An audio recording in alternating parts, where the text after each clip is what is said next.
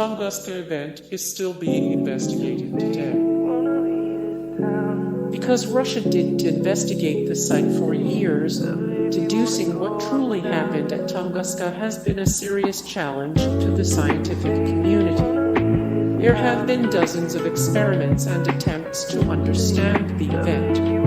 One scientist, Vladimir Rubtsov, collected all of the data available at the time and published a report. Although he concluded that the explosion was caused by a celestial body, he couldn't determine the material of the object and therefore lacked a key piece of evidence. In 2013, a team collected microscopic samples of rock from the explosion site, which contained non-stalite, a carbon mineral commonly found in meteors that crashed to Earth. Expedition to Ground Zero took place years after the explosion. In 1908, Russia was recovering from a revolution that happened only 3 years prior. They were wary of spending money on scientific pursuits because they were in the process of repairing their country. Unfortunately, it wasn't long until World War I broke out in the middle of 1914. It was a war in which Russia had a major role, so all of its resources went into strengthening the war effort. Then, in 1917, the country experienced another costly revolution. Finally, an expedition was formed in 1921, which was led by Leonid Kulik to study Tunguska. Even then, thanks to a slew of problems, Kulik was not able to reach the actual site of the explosion. It wasn't until 1927 that Kulik could examine Ground Zero. Unfortunately, he found very little evidence to support his theory of a meteor impact. There was no crater, and there was very little debris from any celestial body. He returned to the site 2 more times, once in 1929 and again in 1938. He died in World War II before he could complete his study, but he set the groundwork for future scientists to understand the Tunguska event.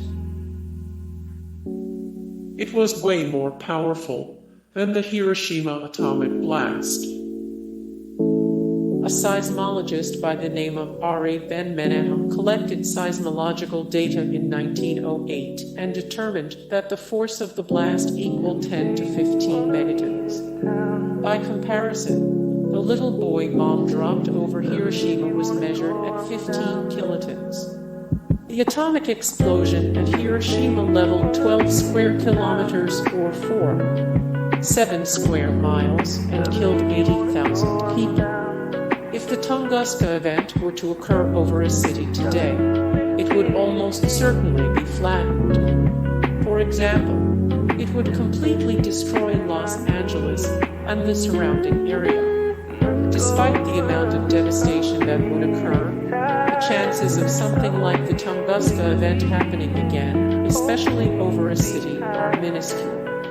Scientists say that it's statistically more probable for an event like Tunguska to happen over a large body of water. The explosion's shockwave was recorded across Europe. When the event occurred in 1908, people all over the area felt massive tremors similar to an earthquake, or perhaps more accurately, NASA notes that the event was recorded in places as far away as England through their barographic sensors.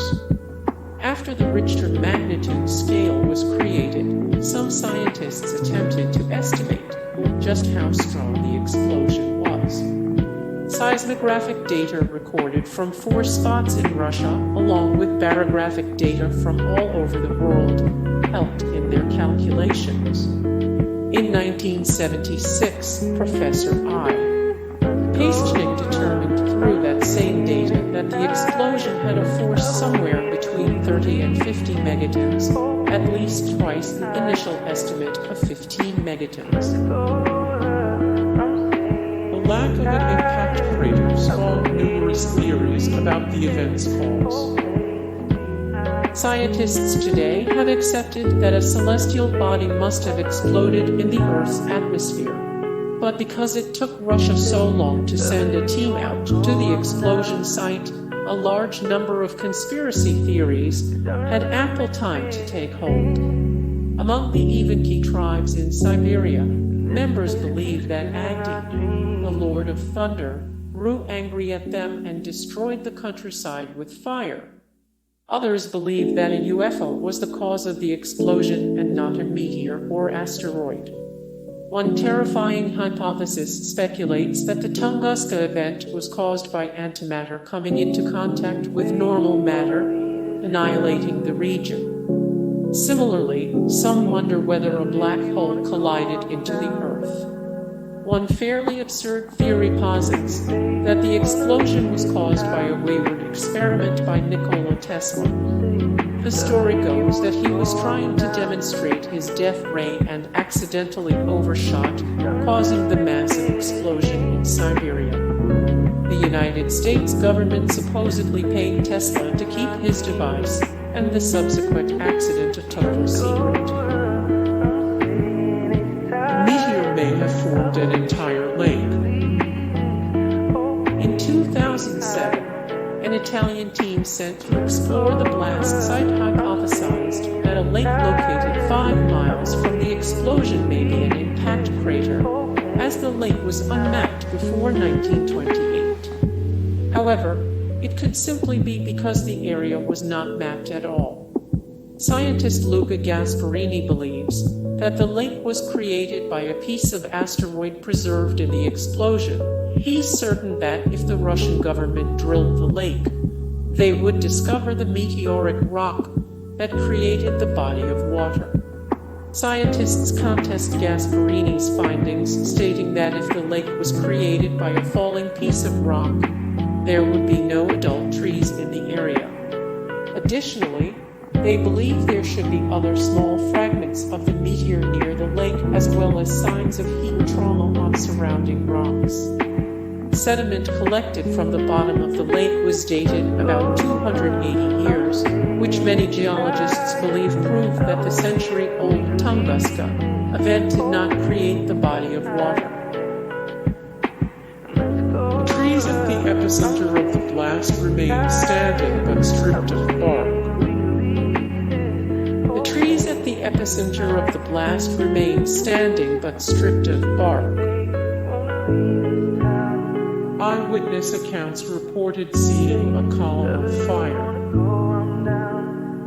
Eyewitness accounts reported seeing a column of fire. Most scientists think the explosion was caused by the airburst from a meteor. Most scientists think the explosion was caused by the airburst from a meteor. People were knocked over by the explosion. People were knocked over by the explosion.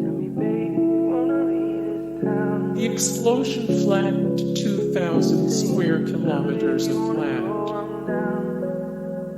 The explosion flattened 2,000 square kilometers of land.